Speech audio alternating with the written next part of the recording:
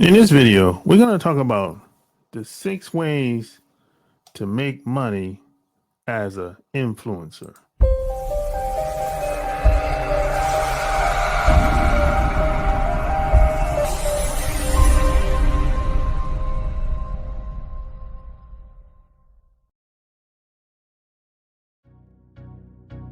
So like and share this video.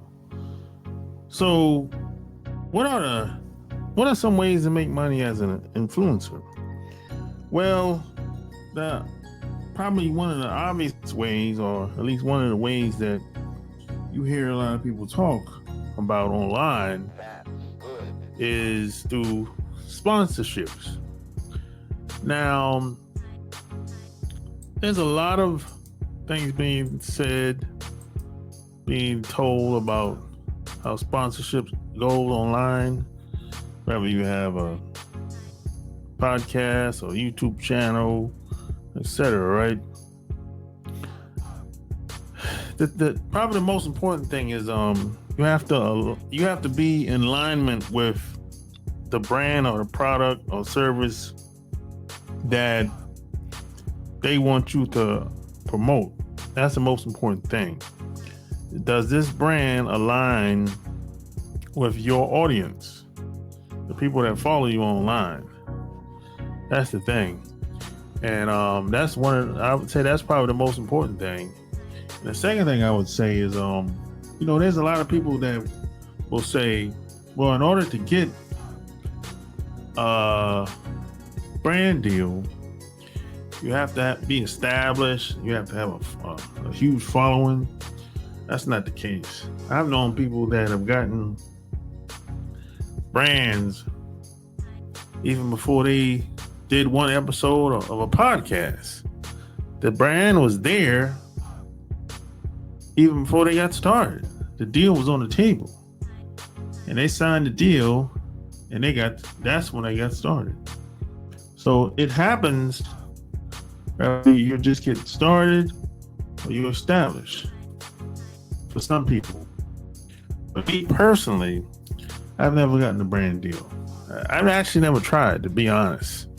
Will I try?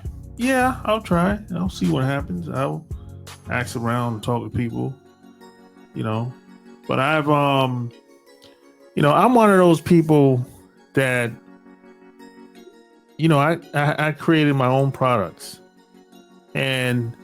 But even before I started creating my own products, I started becoming an affiliate of other people, which is the second way.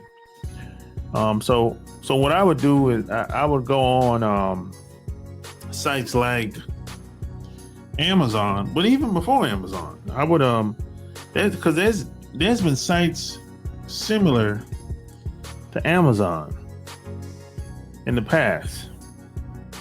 Some people had their own product, so I would help those people sell their products, and they would give me a cut of the money.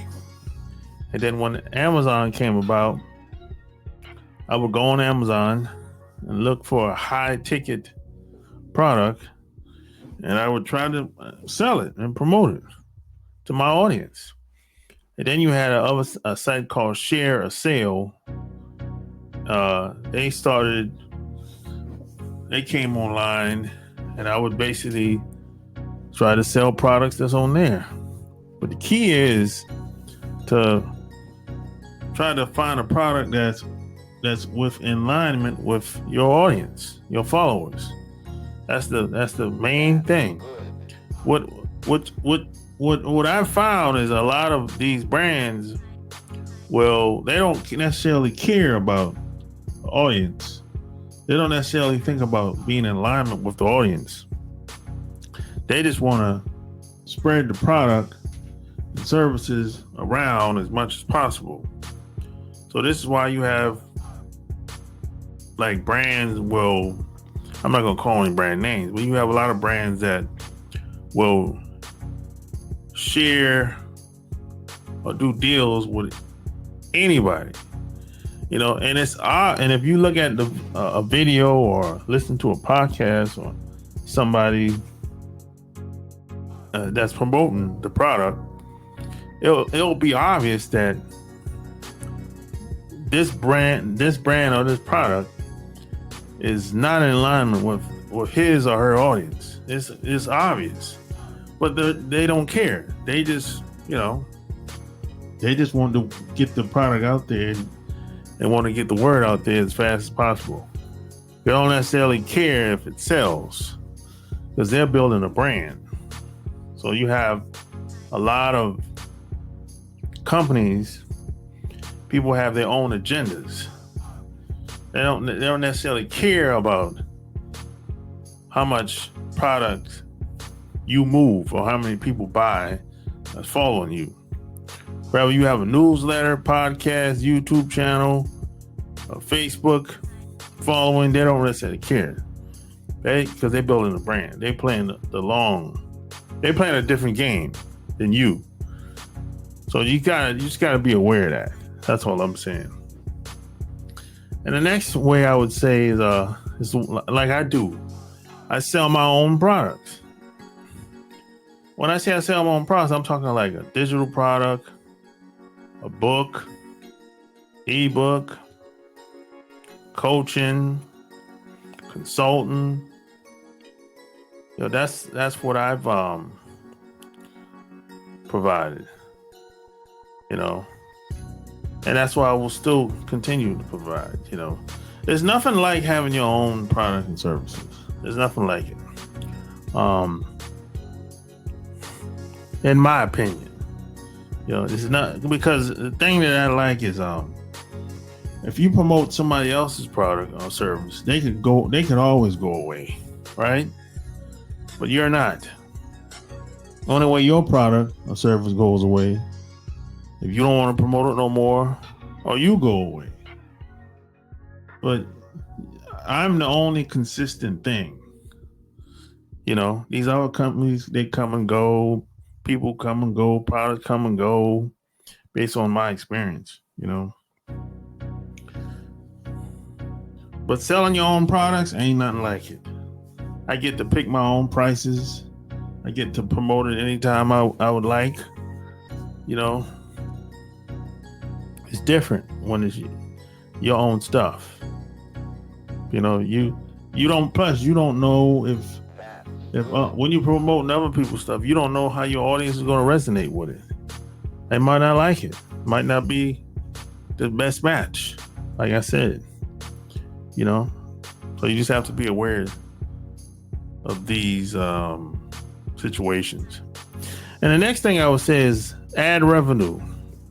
Now, ad revenue could be from YouTube partner programs, AdSense. I think that's what they still call it, Now, I'm the type of person that I don't necessarily depend on AdSense, but and PS, by the way. Now, if you don't know what AdSense is, AdSense it's basically a program that YouTube has that you can qualify for once you have either 1,000 subscribers with 4,000 watch hours. That's usually how you have to qualify. You have to have 1,000 subscribers and 4,000 watch hours. That's how it usually goes. And you have to do this within a 12-month time frame. So, for example, let's say you have 1,000 subscribers and 4,000 watch hours, but it took you 16 months to do it. You won't qualify because they do it within a 12-hour time frame, right? So within a 12-month time frame, you have to have 1,000 subscribers and 4,000 watch hours. That's how they do it. I don't know why they do it that way, but that's how they do it. It's within a 12-month time frame. So you have to create consistent, engaging content over a long period of time to increase your following and to maximize your views. Now, I'm not one of those guys that I'm not always consistent all the time.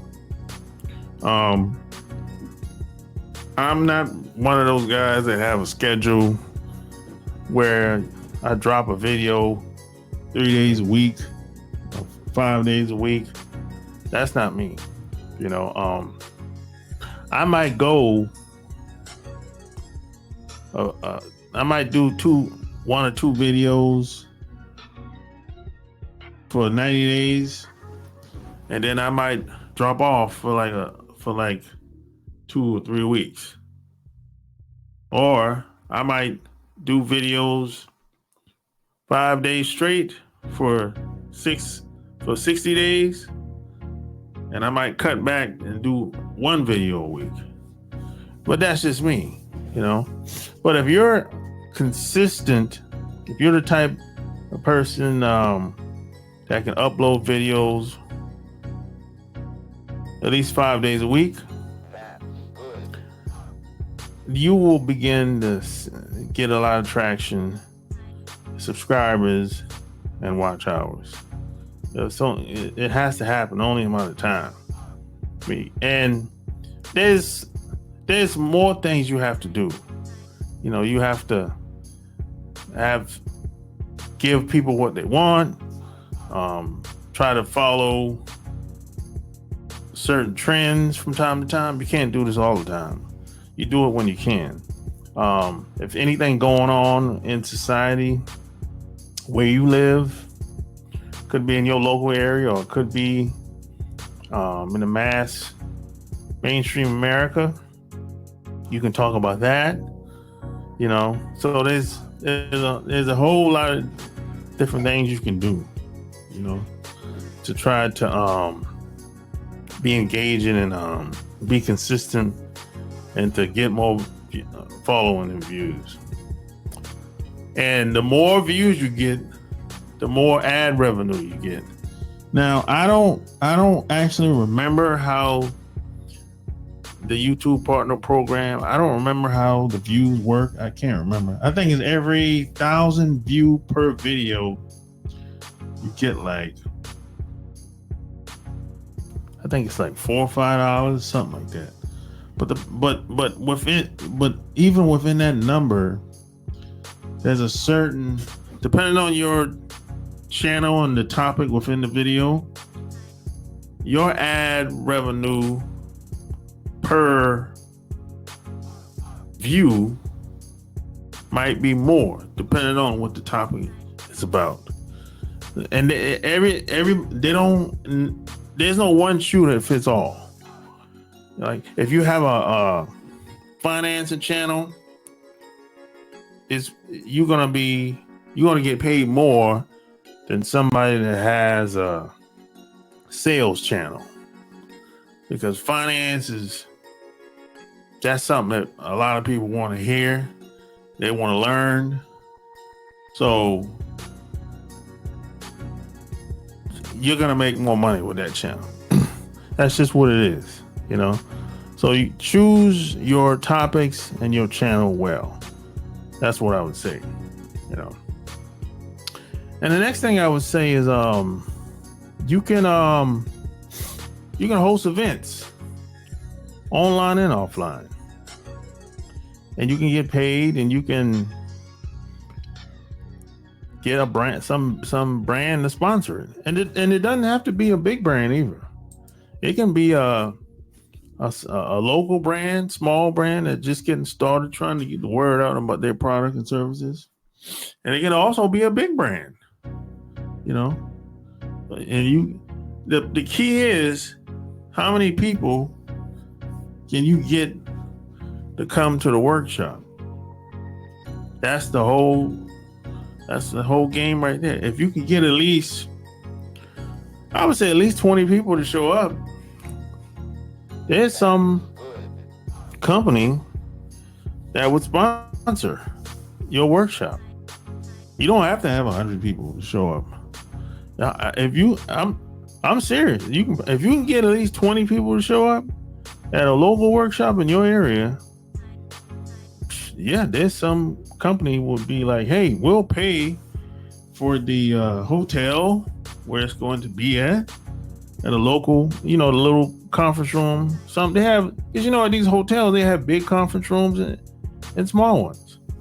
Some company will say, hey, we'll pay for the conference room and pay for everything that you need, and we'll pay for the the whole setup, the recording, the microphones, the cameras. If you want to record or whatever you want to do, they'll pay for the whole thing.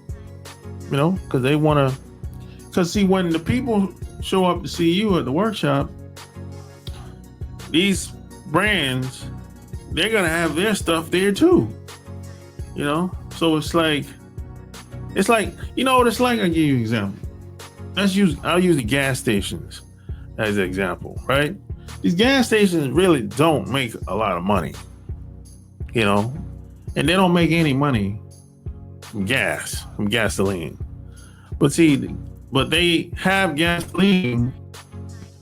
The gasoline pumps is like the bait, right?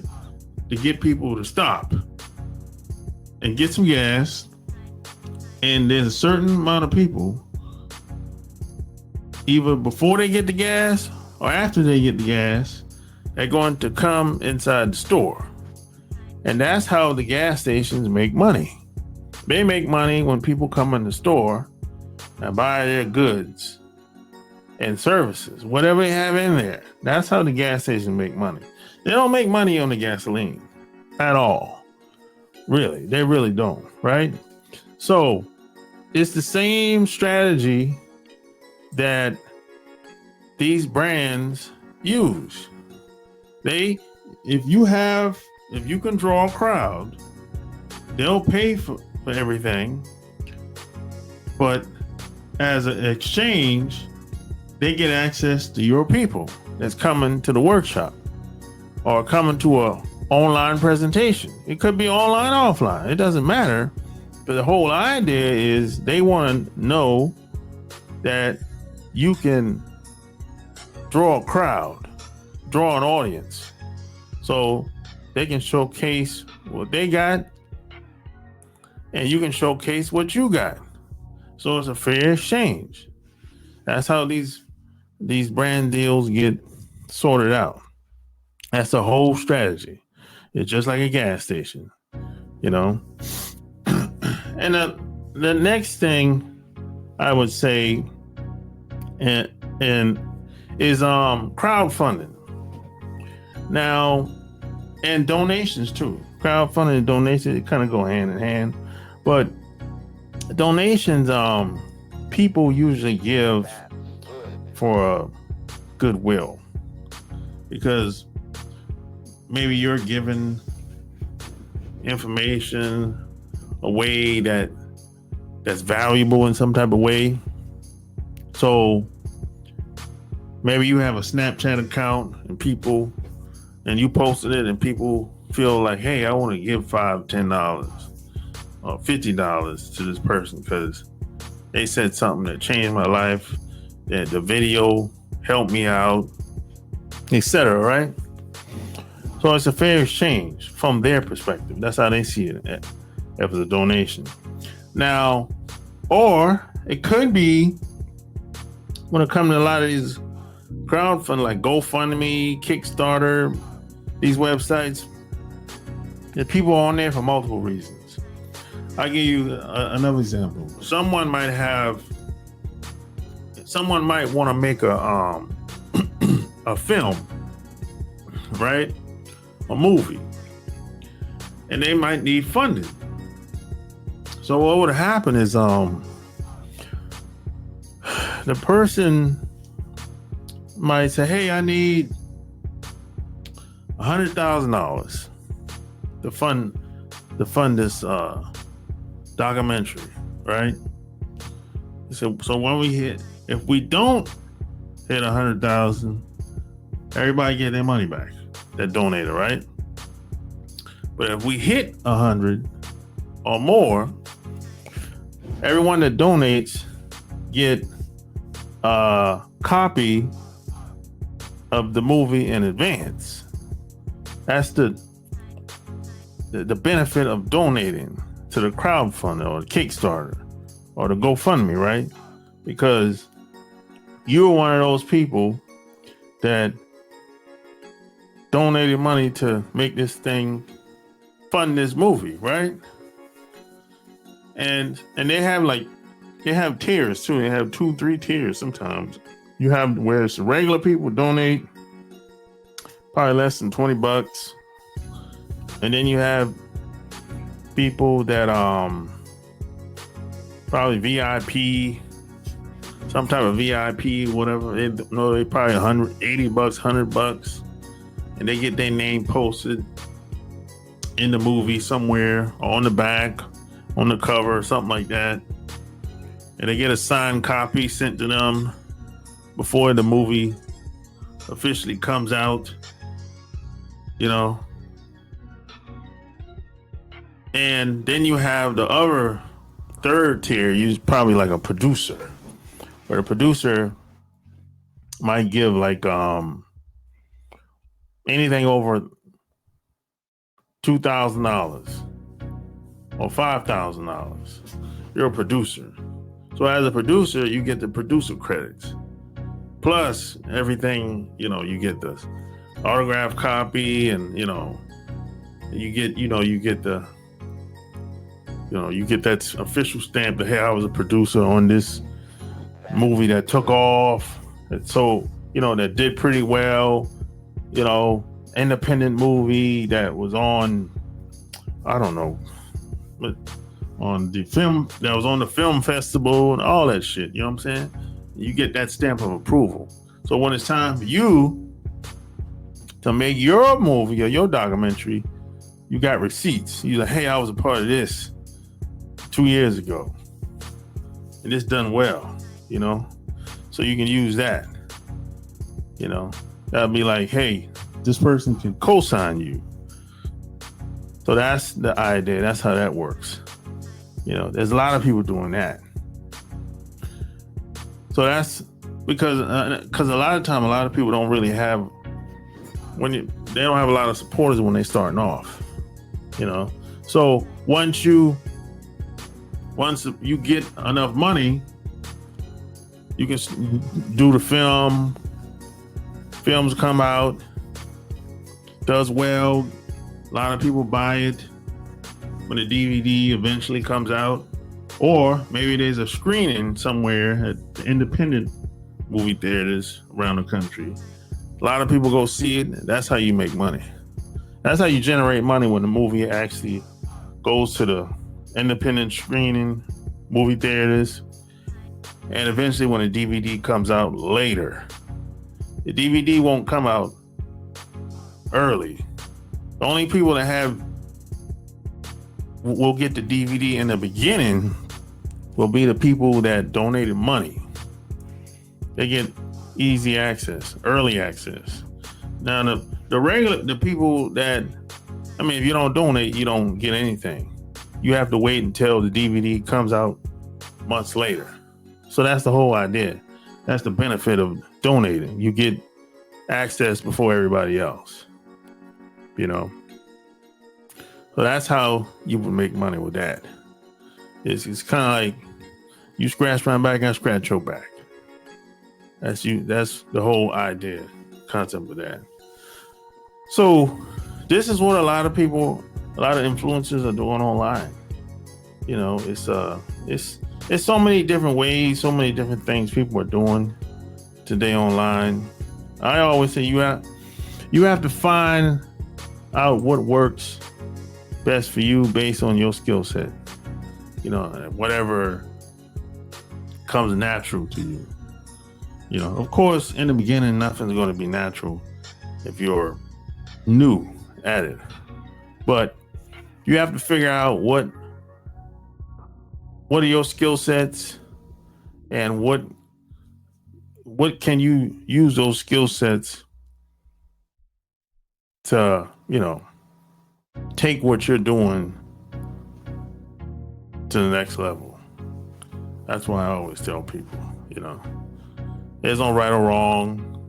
You just have to figure out what works best for you based on who you are, your situation, and what you got going on in your life. So there you have it. Like, share this episode. If you like it, share it with anybody that you think would see the value. Until next time, I'm out. Peace.